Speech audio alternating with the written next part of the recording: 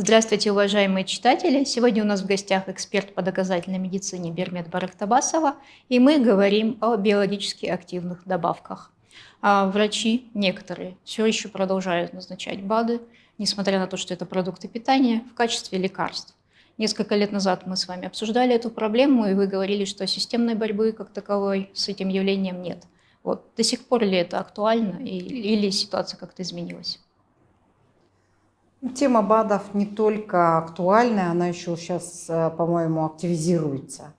На многих площадках, и в научных кругах, и в соцсетях, и в медицинской среде постоянно обсуждаются эти вопросы. Надо, не надо, полезно, не полезно, опасно, не опасно. И споров, и мнений насчет БАДов предостаточно. Единого мнения среди специалистов нет. Врачи действительно есть, которые свято верят, искренне верят, что да, это же надо, это же витамины, это минералы, надо же восполнять. Тут как раз-таки вопрос стоит. Кто сказал, что надо? И кто сказал, что надо именно это? И в таком виде? И так далее, и так далее.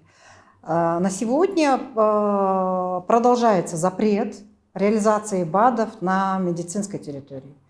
Другими словами, врачу запрещено назначать БАДы, потому что врач – это медицинский работник. И в рамках его образования и компетенций государство требует, чтобы врачи не обманывали людей, не назначали лишнее, а отвечали за безопасность того, что назначают, информировали людей, зачем они это советуют, назначают, по какому поводу. То есть здесь все-таки граница серьезная, значительная между БАДами и лекарственными средствами.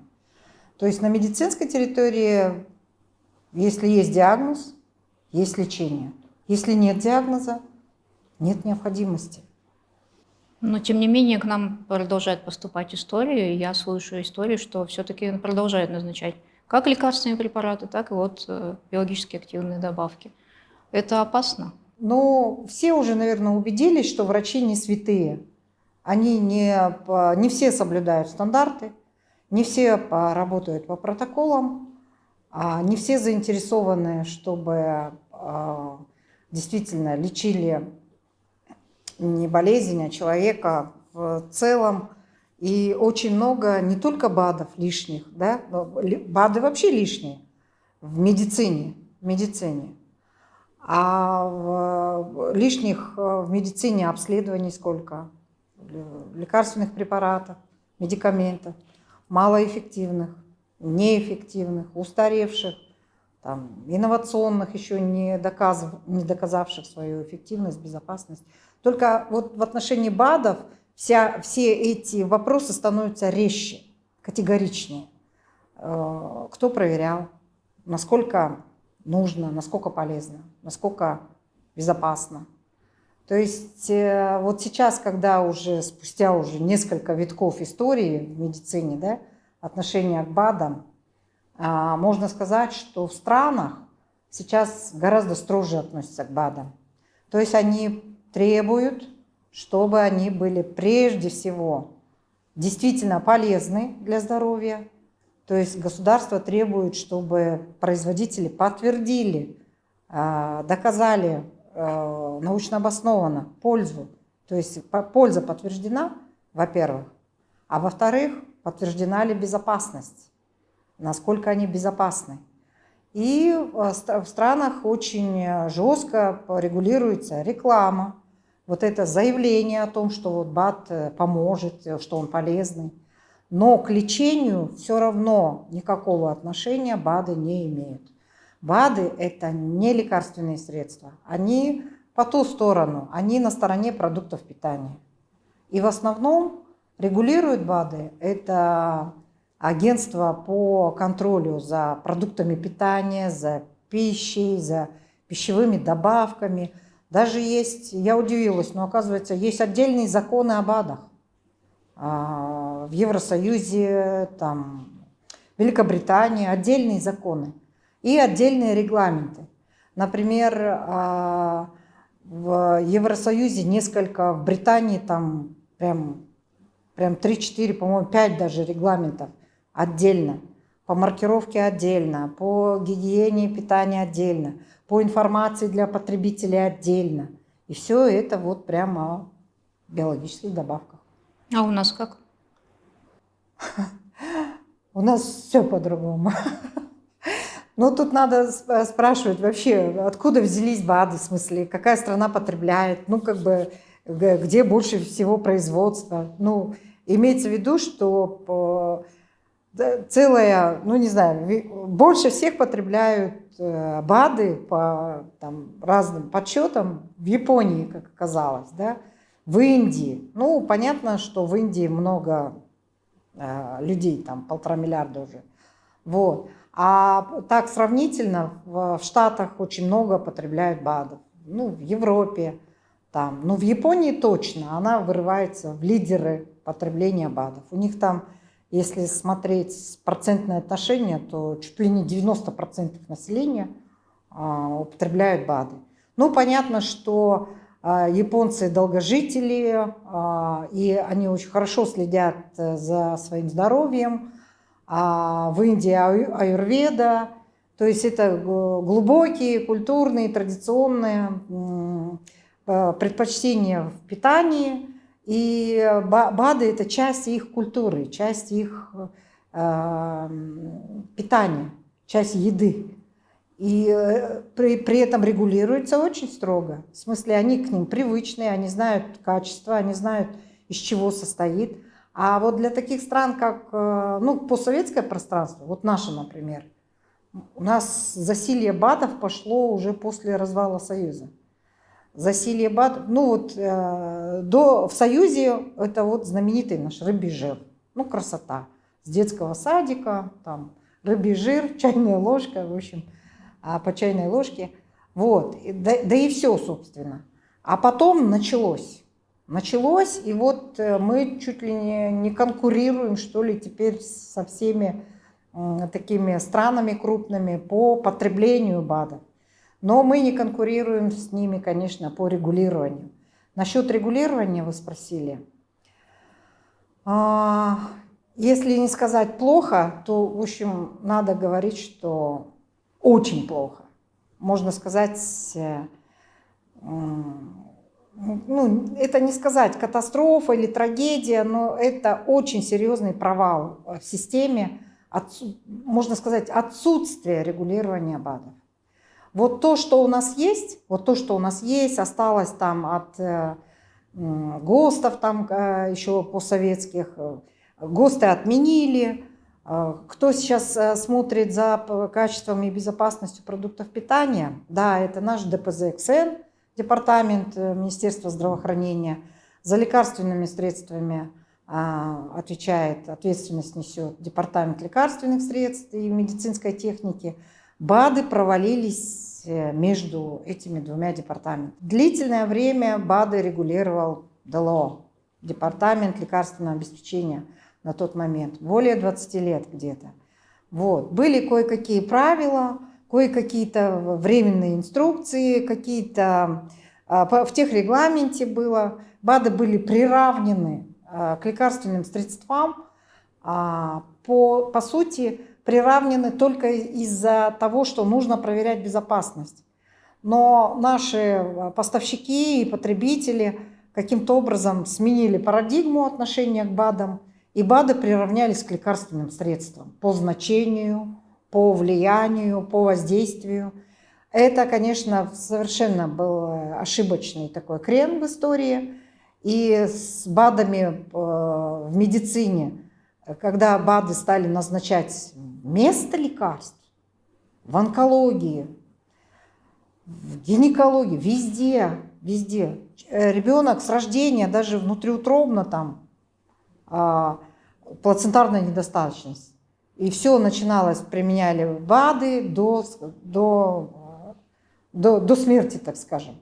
Вот, везде БАДы заменили буквально лекарства. И в 2013 году действительно Министерство здравоохранения запретило БАДы. Хватит их продавать, распространять, хватит дезинформировать. пользы нет, ресурсы утекают страшные.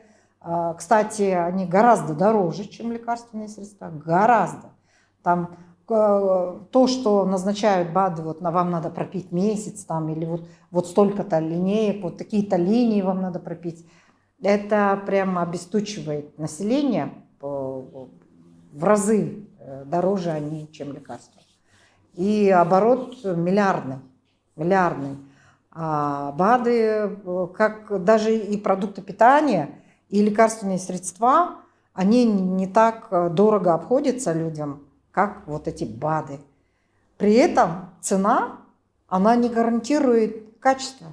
И оно совершенно не касается безопасности. То есть цену ставит производитель такую, вот как вот, ну, по какой хочет продать. Все. Аналогов нет, не с чем сравнить. Монополия тут не существует. Все там, все разнообразно. Все ставит, неважно, какая себестоимость, какая польза, любой каприз за ваши деньги. Пожалуйста, хотите, покупайте, не хотите, не покупайте. Но продвигают БАДы все, кому не лень. Не только врачи. Все учителя, домохозяйки, студенты, безработные, там их счесть не перечесть. И государство их не видит, дистрибьюторов. Хотя бы продукты питания можно закодировать, там, да, вот, оцифровать. Вы знаете, да, в супермаркете все, что не купишь, там все поддается учету, там, налогообложению. Лекарственные средства тоже. Ну вот не сегодня, завтра их все введут в национальную базу данных лекарственных средств. И будет видно, по какому диагнозу, какие препараты назначали, какие лекарства потребляются, каких лекарств нет, какие жизненно важные. Это все будет видно, очевидно, можно будет отследить. А вот когда БАДы продают, внедряют, вот сетевой маркетинг, да, маркетинг, кстати, его как-то пытались запретить, но это невозможно, это неуловимо, это как бы во взаимоотношении. Вот вы ко мне пришли в гости, а я говорю: Марин, вот то-то, то-то, поговорили о всех делах, и я вам такая: а вот посмотри-ка, вот мне врачи посоветовали, вот, помогает, прям, вот, там, прям и лучше спишь, и больше бегаешь там и так далее. Что-то ты неважно выглядишь, конечно. попей, вот мне... Да. И это дома, это на кухне, это вот на улице, в парке, на скамейках. Вы не найдете точку сбыта. Это, ну, как бы рассеяно в пространстве среди людей. Тем более в соцсетях, в ТикТоках, Инстаграмах. Боже мой, бесконечное множество вариантов, как сбыть продукцию. Вот. И все в этом успешны. Успешные люди с медицинским образованием, успешные люди без медицинского образования. Вот такое большое-большое поле, делай, что хочешь. Без никакой ответственности, контроля, без того, что мы вообще понимаем, что у нас в стране есть, какой ассортимент, какой масштаб, какую пользу они приносят, действительно ли. А может, они больше вреда приносят. У нас есть и летальные исходы, которые прямо вот, ну, как бы шлейфом идут за тем, что человек принимал большое количество БАДов. Но не доказано, за руку не поймаешь, люди молчат, будут молчать. Может, они сами были дистрибьюторами, может, они свято верили, купили себе, ели, пили, думали, что там последний шанс и так далее, и так далее. В общем, хотя вот лекарства более контролируемые, подотчетные, то насчет БАДов невозможно, так сказать. Просто невозможно. И здесь нужно всем поднимать уже вопрос, ну, как бы внимание привлечь и правительству, и правоохранительным органам, и Министерству здравоохранения в первую очередь. Они же, на них замыкается. Оба департамента – это как раз те структуры, которые могли бы, не могли, а обязаны регулировать вопрос БАДов. Вот за рубежом как раз это агентство по контролю за продуктами питания, по контролю за разными оздоровительными мероприятиями, по контролю за лекарственными средствами. Они то вместе, то поврось, то отдельно, но они все время, ну, как бы в одном поле. Все, что человек потребляет, оно должно проверяться или быть гарантирована безопасность. Поэтому то, что за лекарствами контроль четко по диагнозу назначения, да, там дозировки, рецепты, масса документов, протоколов, приказов, законодательства, отдельные законы. То есть там все регулируется, отдельный департамент. А по БАДам там в странах, где есть законы, регламенты, правила, руководство, просто в каком-то максимальном таком количестве, у нас это раз-два обчелся и не знаешь где. Кто ответственный? Вот, например, что-то случилось. Вот да, БАД. Кто ответственный? ДГСН? Нет. Ну, ДПЗКСН, в смысле, центральный. Они разведут руками, они скажут, они к нам не приходили, мы не знаем, это нелегально, это не зарегистрировано. Например, если зарегистрировано, окей, да, вот они там то сделали, это сделали, мы проверяли там, или как они проверяли, тоже. Вот то есть весь порядок, весь вот этот вот как бы нормативно-правовой столб, он отсутствует. Давайте еще раз для наших читателей проговорим, в чем опасность бесконтрольного потребления БАДов. Опасность в том, что БАДы могут содержать, они и содержат биологически активные вещества. Регулирующие органы, контролирующие, должны уж точно удостовериться, что БАДы не содержат сильнодействующих, там, токсичных, ядовитых веществ, там, каких-то лекарственных веществ. Вот сейчас во многих БАДах обнаруживается конкретное то или иное лекарственное средство. Во многих БАДах находят и наркотические средства, и вот сердечно-сосудистые препараты, которые буквально, можно сказать, активизируют, там, я не знаю, на сколько, минут, там, секунд. То есть выпили БАД, и сразу прям чувствуешь себя живой, бодрой, ты там побежала, все сделала, все успела, в тебе столько сил. Но это выхолащивает организм. И выхолащивает раз, выхолащивает два, три. Организм изнашивается, гормональный фон, все силы, там, не знаю, запас, там, иммунитет, все это вытаскивается, загоняется просто, можно сказать, чтобы организм работал в большей активности. Ну и потом заканчивается изнашиванием, разрушением работы систем, функций. Вот спортсмены, все, что спортсменам запрещают, они же это применяют в виде типа витаминчиков, в виде типа БАДов, которые, ну, растительные же, но это там не то же, не это, ничего подобного. Допинг это.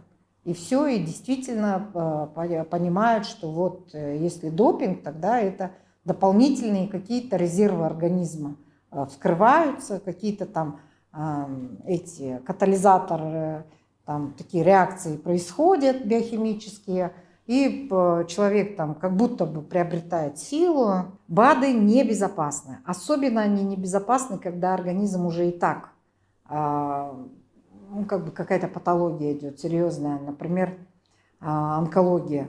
И так все ресурсы организма брошены, да, на борьбу с такой серьезной болезнью, поломкой такой. А тут БАДы еще на себя отвлекают силы, энергию там, клеток. Вот, то есть за БАДами надо смотреть во всем. И как бы и кто производит, и как, и сам процесс производства, сам процесс регистрации, и как, и кто их потребляет. И смотрите, как устроено. У нас никак, а за рубежом они очень четко определяют ответственность производителей. Там система контроля, учета, вот учет побочных эффектов, да, побочных реакций, он у них настолько серьезный, что производители сами должны прибежать и сказать, что вот такой побочный эффект, обратите внимание. И вот эти агентства по контролю, они сразу перекрывают и лицензию, как бы, и разрешение на отпуск, и сразу проверяют. И если это действительно такой серьезный побочный эффект, например, приводит к смерти или к осложнениям серьезным, или там вот прям инвалидизация какая-то наступила, Мгновенно они это убирают, сразу, вот прям сразу, без этих вот, ну как бы без проволочек, сразу все, продукт питания привел к смерти, что это такое, все, убирают. А у нас нет, у нас и то может случиться, и это, а все продолжают фирмы работать, никакого приостановления, никаких расследований, разбирательств, все это закапывается. В каждой стране свой спектр БАДов. Даже невозможно посмотреть, какие у нас производители предлагают БАДы. Их огромное количество, но реестра нет. Вот реестр производителей БАДов. Или вот реестр, список БАДов в стране. Вот поищите его, где вы его найдете? В департаменте профилактики заболеваний? Нет. В департаменте лекарственном? Нет. А где он? Нигде. А есть в ЕАЭСовском списке, там не знаю сколько, 6 тысяч наименований на 5 стран. А с Кыргызстана зарегистрировано, 200. Ну, еще сотня, может, прибавилось. 2 сотни прибавилось. Их что, 500 у нас? Нет, их у нас больше 3000 где-то. А кто это все собирает? Где эти реестры? Где там регистрация полная? Где состав? Где инструкции? Где информация для пользователей? Где ограничительные, предупредительные там, рекомендации или меры вот эти административные? Где они? Их нет. И люди не знают. Никому, пожалуйста, никак их есть. Вот, сами себе предоставлены. Да, они могут есть что угодно, у них есть выбор покупки, они могут купить это в аптечной сети, могут купить в магазинах, битком забит и Дордой, и Ужский рынок, Москулиева, пожалуйста, везде. Могут по интернету, что сейчас гораздо чаще. Там ассортимент и масштаб вообще неизвестен. Может быть, он такой гигантский, что мы даже его не охватим одним взглядом. То есть и соцсети, и вообще интернет-продажи, и черный рынок, и телеграм-каналы. Везде все, везде, всюду все можно найти. В ассортименте там то все. Без гарантий пользы, без гарантий безопасности, качества. Конечно, они опасны, получается. Вы вот состоите в медицинском сообществе, врачи жалуются, что они сталкиваются с побочными эффектами или осложнениями какими-то, а потом выясняется, что человек принимал. Конечно, жалуются. Конечно, жалуются. Вот мало того, более того, что просто когда их спросишь про БАДы, первая реакция это негативная, что замучили. Вот население врачебных назначений не слушает, а БАДы, пожалуйста. То есть БАДы едят, покупают, детям дают, родителям, пожилым. То есть они не чувствуют от них опасность и перекрывают лечение, игнорируют нормальное лечение официальное и в сторону, в пользу БАДов. И врачи, естественно, гневаются, они не любят. Мало того, лечение не достигнешь эффекта, а здесь еще такое вот прям прямое влияние, не знаешь от чего, что, как себя ведет организм. И много рассказывают, очень много рассказывают, что вот пошли, допустим, реакции после того БАДа, этого БАДа. На днях мы завели этот разговор опять в очередной раз.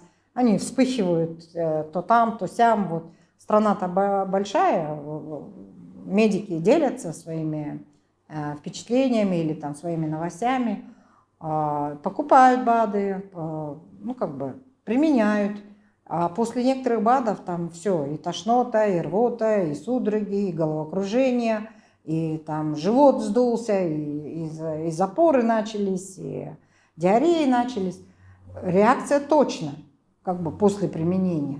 Но и это осталось в воздухе, никто не пошел, не позвонил, там желтую карточку не заполнил, как вот на лекарственные средства заполняют при побочных эффектах.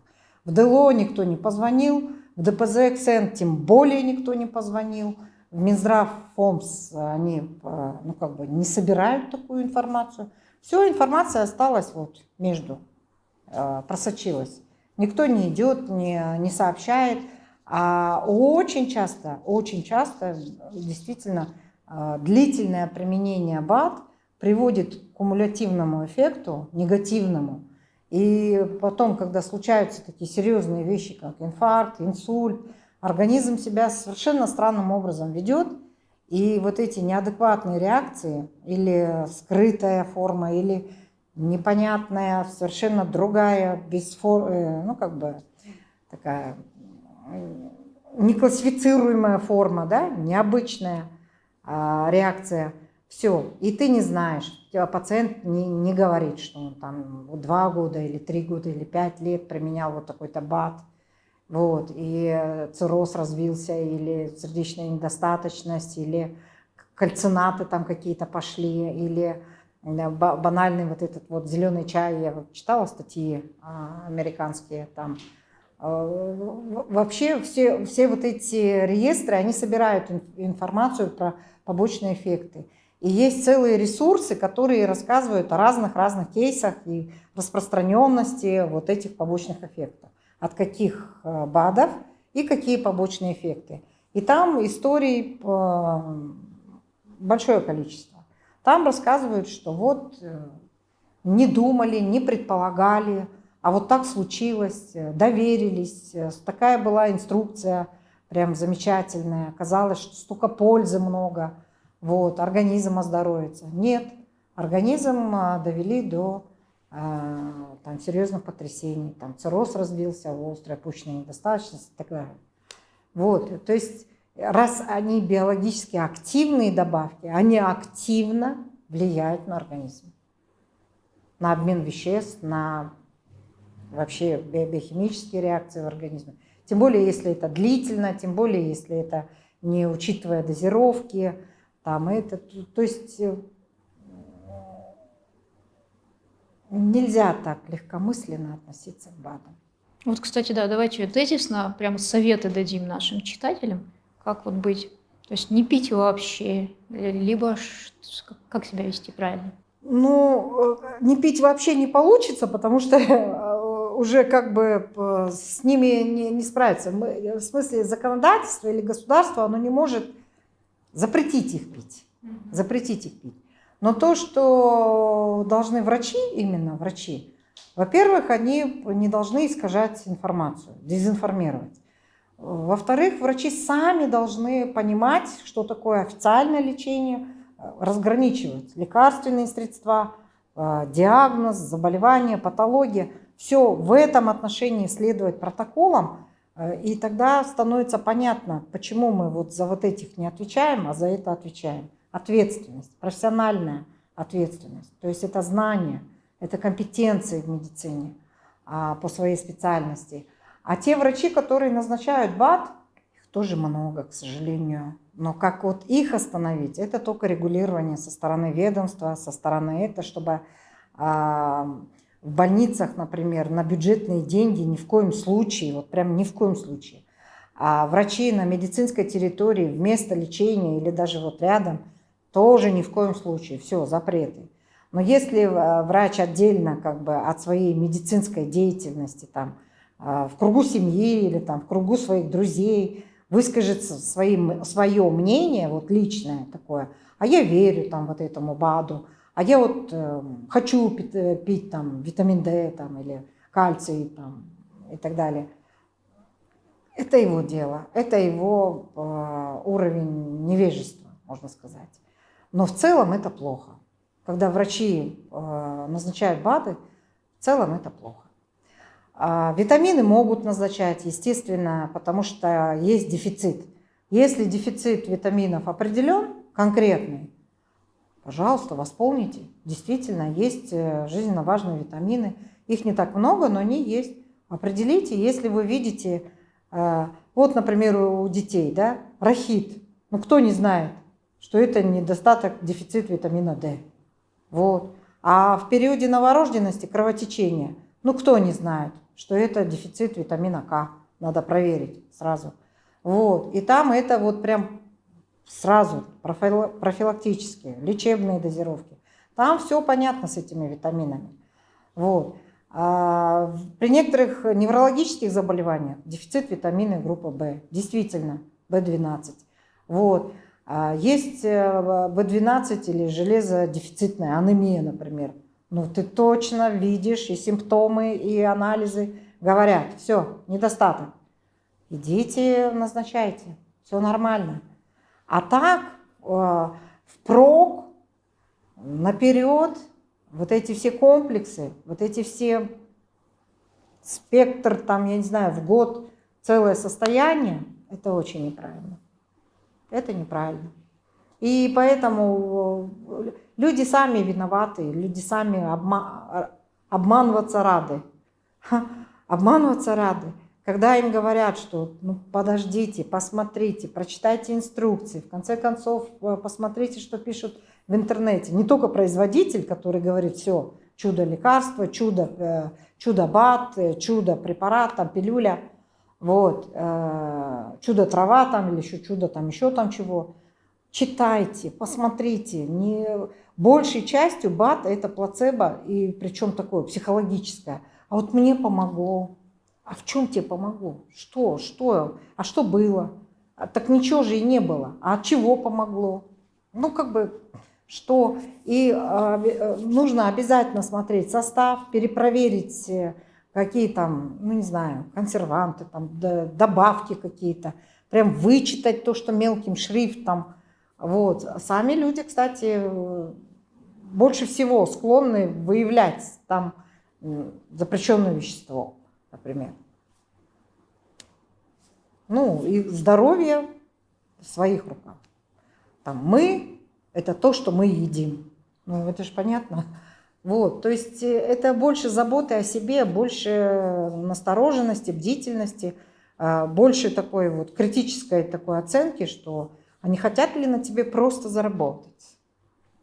Ну вот зачем свои ресурсы тратить на то, что не работает? Вот, перепроверьте, удостоверьтесь, посмотрите, нет ли в обычной жизни доступа к этим же ингредиентам, но живым, натуральным, не обработанным, там, та же малина, клубника, чеснок, боже мой, все продукты, содержащие витамин С.